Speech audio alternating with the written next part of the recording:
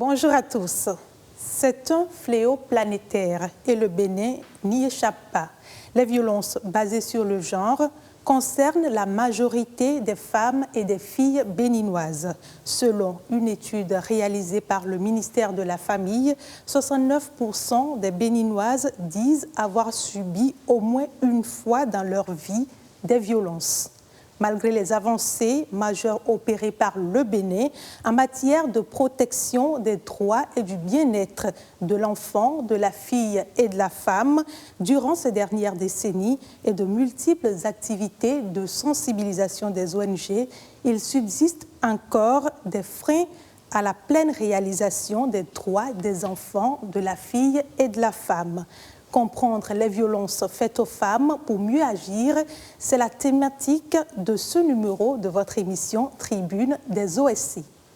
Deux invités sur ce plateau, Maître Huguette Bopé-Nyakadja, avocate au barreau du Bénin, consultante en droit de l'homme et genre et secrétaire exécutive de l'Institut national de la femme. Bonjour Maître et merci d'avoir accepté notre invitation. Merci beaucoup Madame la journaliste. Avec vous, docteur Oumemat Baguiri. Elle est docteure en sociologie de développement et secrétaire générale de l'ONG ALUDIF, Action de lutte contre les discriminations faites aux femmes et aux filles. Bonjour docteur et merci pour avoir accepté l'invitation. Merci de nous avoir invités. Nous allons parler de violences faites aux femmes. Maître Bopé-Nyakadja, dites-nous déjà qu'est-ce qu'on entend par violence faite aux femmes? Alors, la violence faite aux femmes, c'est une violence en fait qui est dirigée contre les personnes du sexe féminin. C'est le fait en fait de poser un acte. Ça peut atteindre l'intégrité physique de la femme, ça peut atteindre son intégrité, on va dire, émotionnelle, morale. C'est non seulement le fait d'agir ainsi, mais c'est aussi le fait de menacer d'agir ainsi. C'est en fait le fait d'exercer une contrainte, forcer une femme à faire quelque chose contre sa volonté. C'est également priver une femme ou une fille de sa liberté, de ses droits.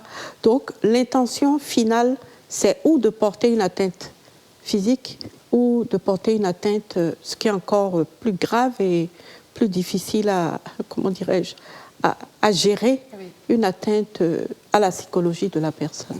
On parle de violences faites aux femmes, on parle de violences basées sur le genre. Docteur Baguiri, les deux termes veulent-ils dire la même chose? Je vous remercie. Les deux termes veulent dire sensiblement la même chose, sauf qu'il y a quand même quelques différences. Suivant les sachants, les violences faites aux femmes et aux filles concernent spécifiquement la gente féminine. Oui.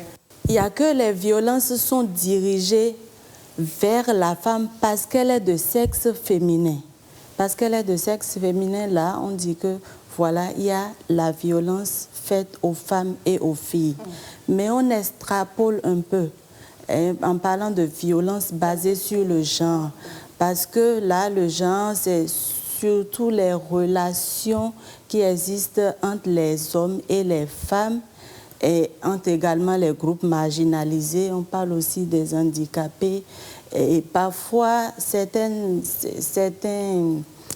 auteurs pensent que c'est un fourre-tout, mais en réalité, oui, il y a juste une petite nuance à observer à ce niveau-là. D'accord. Et pour parler de violences faites aux femmes, il y en a de combien de formes?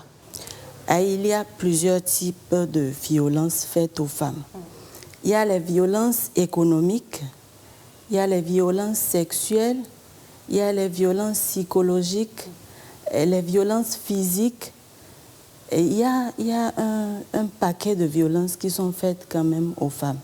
Et si vous voulez, on va entrer dans les détails plus tard. Ça pourra permettre de mieux comprendre de quoi est-ce qu'il s'agit. D'accord. Lorsqu'on parle de violence physique, oui, c'est toute atteinte qu'on porte à l'intégrité physique de l'être, de la femme. Et pas des coups, pas des blessures, volontaires ou pas. Parce que la femme vous a dit un mot déplacé, la gifle est vite partie, c'est déjà une violence faite aux femmes. Il y en a qui vont jusqu'à donner des coups avec des ceintures, des courroies et marquer vraiment la femme au corps. Ça, c'est pour les violences physiques. Les violences psychologiques, vous voyez, on vous insulte à tout bout de champ, on vous insulte d'immaculon, on vous rabaisse. C'est difficile à supporter et parfois on attend que les invités soient là pour vous faire des reproches, des remontrances, des violences psychologiques. Mais les violences sexuelles, les plus répandues et les plus horribles parfois, parce que ça va du harcèlement sexuel aux différentes pressions, au viol. Il y a même des viols sur mineurs. Donc il y a un certain nombre de violences qui sont faites aux femmes. Et quand on parle de violences économiques, vous vous imaginez que à l'heure où nous parlons, des hommes sortent de leur maison pour une semaine et laissent 1000 francs à leurs femmes, alors qu'ils ont plusieurs enfants à nourrir. Comment est-ce que ça va se passer? Ou parce qu'on a fait une faute, on décide de nous priver d'argent de popote. D'argent de popote, vous voyez. Et bon, finalement, on nous livre à quoi? C'est ça, en fait, les violences faites aux femmes. Maître Bopé Yankadja, est-ce que vous avez quelque chose à ajouter? Oui, bon, comment on va dire, la façon dont ça se manifeste, en matière, par exemple, de violence économique, ça peut consister aussi à empêcher une femme d'avoir une activité génératrice de revenus. Okay. On a eu des cas où des hommes ont débarqué dans le salon de coiffure de leurs épouses, ont tout cassé, ou sont entrés dans le salon de couture, ont estimé qu'il y avait quelqu'un qui était venu la veille, qui était louche. Donc, franchement, c'est vraiment différent. Il y a aussi des cas où le salaire, les femmes sont obligées, quand elles perçoivent leur salaire, de le remettre au mari pour que ce soit lui qui le gère. En matière de violence psychologique, parfois aussi, il n'y a pas de bruit en fait. C'est plutôt le silence et le mépris du silence qui constitue la violence psychologique. C'est-à-dire qu'il y a un silence qui exprime le fait que vous n'existez pas. Je pense que parfois ce silence est pire que les cris. Parce qu'au moins, quand c'est des cris, bon, on sait qu'on est deux. Mais quand il y a un silence total et qu'on vous ignore complètement, c'est l'une des plus grosses blessures qu'on puisse recevoir. Au niveau ce que je voulais dire aussi, c'est que ce qui caractérise la violence à l'égard des filles et des femmes, c'est que c'est une violence qui s'inscrit dans un cadre conjugal, ça s'inscrit dans un cadre domestique, ça s'inscrit aussi dans un cadre de simple camaraderie. Donc l'idée que la femme est un être inférieur est tellement forte que ça se développe déjà dès le plus jeune âge. Et que, ça, on pourra en parler plus tard, les femmes ont aussi une part de responsabilité dans, comment dirais-je, dans la construction de la mentalité des jeunes enfants. Genre, quand par exemple une maman dit à son fils, en présence de sa fille, même si c'est ton petit frère, c'est quand même le garçon, tout est dit là. Et c'est parti pour décaler complètement la mentalité, voilà. Pour créer des rapports inégaux déjà dès la plus petite enfance. Voilà. Vous avez déjà commencé par parler des facteurs qui constituent ou qui aujourd'hui continuent d'enraciner les violences faites aux femmes dans notre culture, dans nos habitudes. On va continuer sur cette lancée-là, à part le fait de peut-être déjà à l'enfance de sciemment ou inconsciemment inculquer à nos enfants que le garçon est supérieur à la fille. Est-ce qu'il y a d'autres facteurs qui contribuent aujourd'hui à... Moi, je crois que fondamentalement, c'est l'éducation. Et ça se poursuit. Disons qu'il y a l'éducation. Et puis, il y a tous les schémas les schémas de vie que l'on connaît progressivement au fur et à mesure qu'on grandit. Voilà, un enfant qui est né dans un ménage polygame comprendra pour lui que même devenu grand, son on peut avoir plusieurs épouses. Un. De deux, l'enfant qui vit dans un ménage polygame où on frappe va se dire, ah, donc c'est normal de frapper. Et à partir d'un certain âge, chacun de nous, en fait, reproduit les schémas de ce qu'il a vécu. Ça dépend aussi de l'environnement dans lequel la personne évolue. Si elle évolue avec des personnes qui sont pétries du patriarcat, elle va donc développer vraiment le patriarcat et se persuader de ce que c'est la seule façon possible de voir les choses. C'est le seul angle possible sur lequel on peut envisager une relation de femme. C'est très rare qu'on se retrouve avec des jeunes, des garçons qui, après avoir vécu dans un milieu éminemment patriarcal, décident de produire le schéma contraire. Il va y avoir quelques cas, mais ça va être assez rare. Il y a des jeunes qui disent « Moi, je ne frapperai jamais une femme. J'ai tellement vu frapper ma maman. » Comme il y a aussi beaucoup de jeunes qui disent « Bon, ma maman, c'est quelqu'un qui est un modèle pour moi. Elle a une très forte personnalité. Donc, en fait, si elle a accepté de se faire tabasser, ça veut dire que se faire tabasser et avoir une forte personnalité sont parfaitement compatibles. Donc, il va développer aussi les mêmes réflexes. D'accord. Madame Docteur Baguiri, pour vous qui avez l'habitude également des victimes, quel est, en fonction des victimes que vous recevez, quels sont les facteurs les plus répandus qui reviennent souvent? Alors, dans la survenance des violences faites aux femmes, tel que Maître l'a dit tout à l'heure, il y a fondamentalement l'éducation. Il y a fondamentalement l'éducation. Vous voyez, la division sexuelle du travail, par exemple, dans le ménage, c'est ancré dans la mentalité des enfants depuis le bas âge. Voyez-vous, par exemple, on trouvera tout à fait normal que la petite fille soit à la cuisine avec sa maman pendant que le garçon, il est avec papa à regarder un match de foot à la télé. Donc, en fait, du point de vue de la socialisation des enfants, il y a cela qui est ancré. C'est les stéréotypes sexistes qui se développent dès le bas âge. Donc, c'est à partir du berceau qu'il va falloir vraiment travailler sur les enfants. Mais il y a aussi un autre facteur très important. Vous acceptez de subir parfois parce que vous n'avez pas l'aisance financière, vous n'avez pas l'autonomie financière qui vous permette de dire « halte » ou l'autonomie financière qui suggère à votre mari de vous respecter. D'accord? Donc, lorsque vous n'avez pas cette autonomie financière, on ne vous respectera pas. Et à la moindre des choses, d'abord, ça l'irrite que d'avoir ce poids-là à gérer. Le poids de cette femme-là, le poids de ses enfants. Donc, parfois, ils sont au bord des nerfs et il faut forcément qu'il y ait ça aussi pour atténuer les violences faites aux femmes. Vous permettez que j'ajoute quelque chose. Cette autonomie financière-là, c'est aussi elle qui permet d'avoir le choix de dire non. Parce que cette autonomie financière va vous permettre de vous dire le risque. Quel est le plus gros risque qu'une femme encourt en disant non à la violence et en se plaignant? C'est celui d'être expulsée de son ménage, de son domicile conjugal.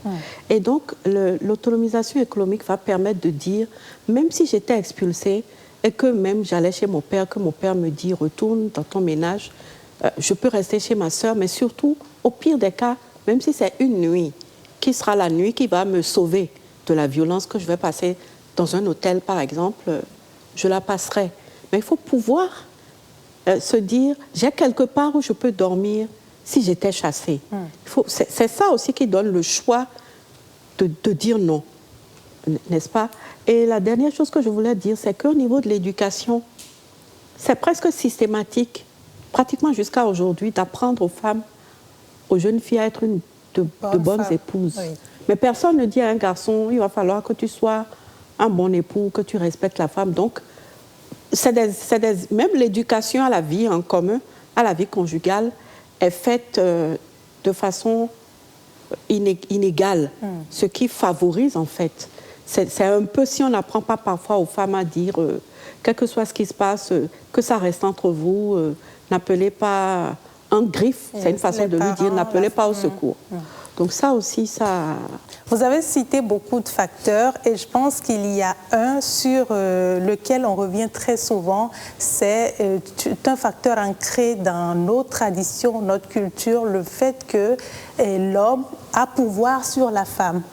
Et que pour un rien, ou quand il décide que la femme a mal fait et qu'elle doit être, si je me permets le terme, corrigée, qu'il a la responsabilité ou il prend plaisir à la corriger parce qu'on dit souvent que les violences, c'est parce que les femmes ont mal agi et qu'on doit les mettre sur le droit chemin.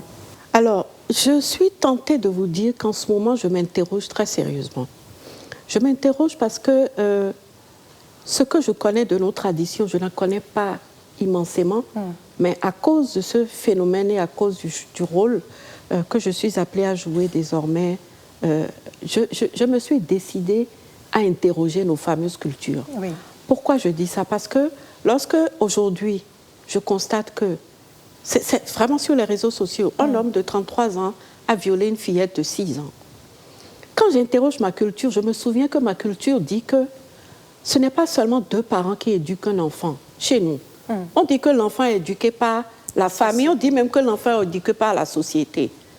Ça veut dire que, normalement, et c'était comme ça avant, les tontons, les atavis, les atagans, tous les tontons, les cousins pouvaient rentrer, séjourner dans une maison sans que les filles et les petites filles de cette maison ne se sentent en danger. Qu'est-ce qui fait qu'aujourd'hui, c'est-à-dire, qu'est-ce qu'il y a d'Africains, qu'est-ce qu'il y a de Béninois dans le fait pour un homme de 33 ans de violer une fillette de 6 ans? Ma culture n'a pas dit ça. Je conteste. Qu'est-ce qui fait que cette même culture qui, par le passé, a donné des rôles cultuels, des femmes jouent des rôles cultuels, des femmes ont joué des rôles cultuels, des femmes ont été des nains, les femmes sont consultées pour certaines décisions.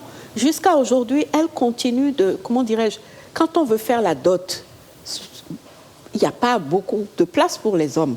Il y a beaucoup de place pour les femmes. Quand je regarde toutes ces choses-là, quand je regarde toutes les comme, je ne sais pas comment on dit, j'oublie le nom en français, mais ça dit des noms blancs, panégériques claniques. Voilà. Il y en a tellement pour les femmes. Et aujourd'hui, je me dis, mais d'où il est soudainement venu que les violences. Un Africain béninois peut donner un coup de pied dans le ventre d'une femme enceinte. Et quand maintenant on dit qu'on va appliquer la loi, on dit que c'est la loi des Blancs. Donc, je crois qu'on doit s'asseoir et se poser des questions fondamentales sur ce que nous disons de nos cultures qu'elles n'ont jamais dit. Vous avez commencé par évoquer la question des lois. Docteur Baguiri, quel est le dispositif sur lequel vous vous basez pour apporter appui aux victimes? Je parle de dispositif législatif.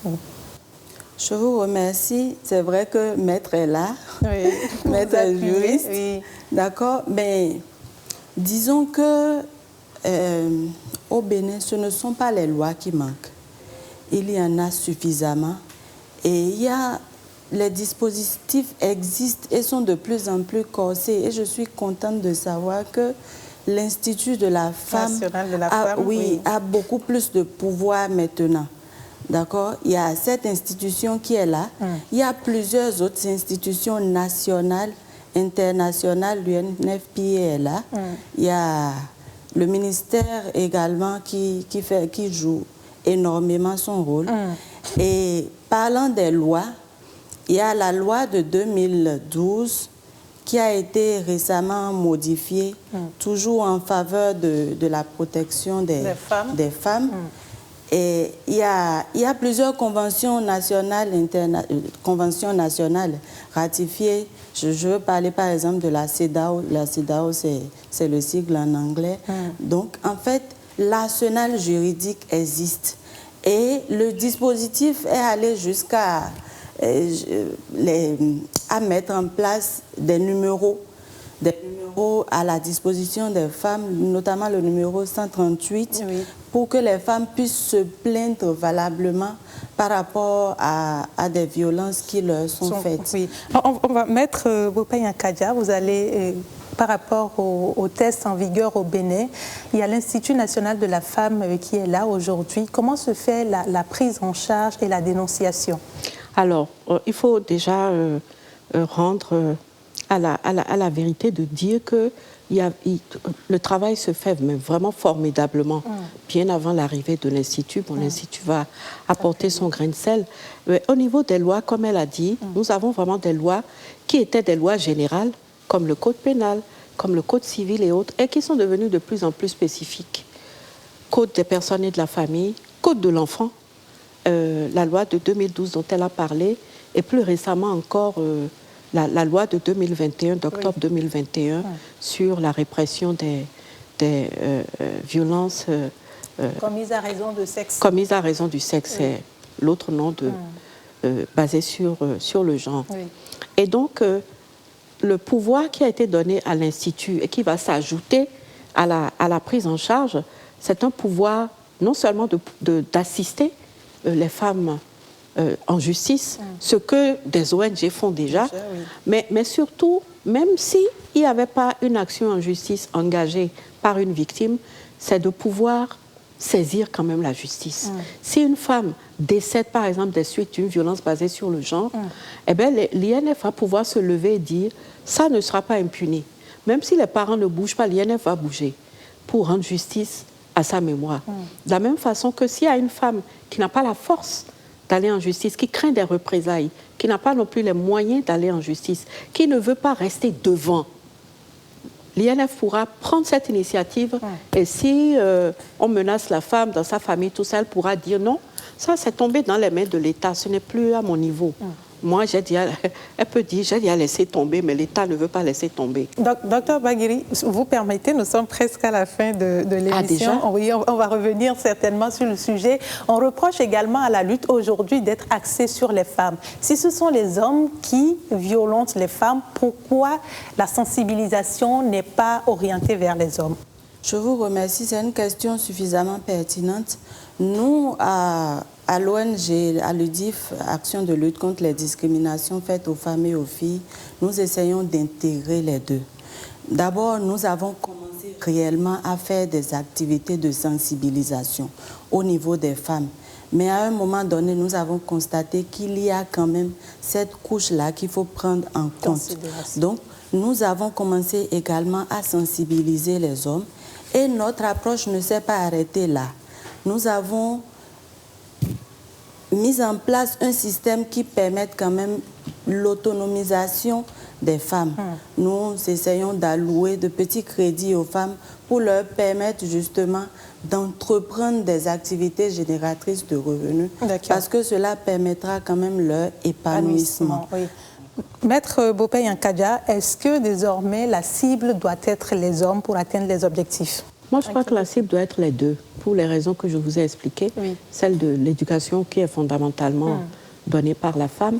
Mais je crois qu'il faut que des hommes violents parlent de la non-violence à des hommes. Il faut que des hommes non violents prennent la parole pour parler de la non-violence à des hommes violents. Ça ne sera pas toujours facile. Mais je crois que c'est surtout avec les jeunes qu'il faut travailler. Je pense qu'il faut travailler avec les jeunes. Mais la bonne nouvelle aussi, c'est que vous verrez que de toute façon, celui qui a pris cette initiative de l'INF et des nouvelles et qui a corsé la loi, voilà, qui a travaillé à ce que la loi soit corsée, c'est le chef de l'État. Donc je crois que la volonté politique au plus haut niveau n'était pas féminine, elle a été masculine. Et je pense que ça montre suffisamment que les hommes doivent entrer.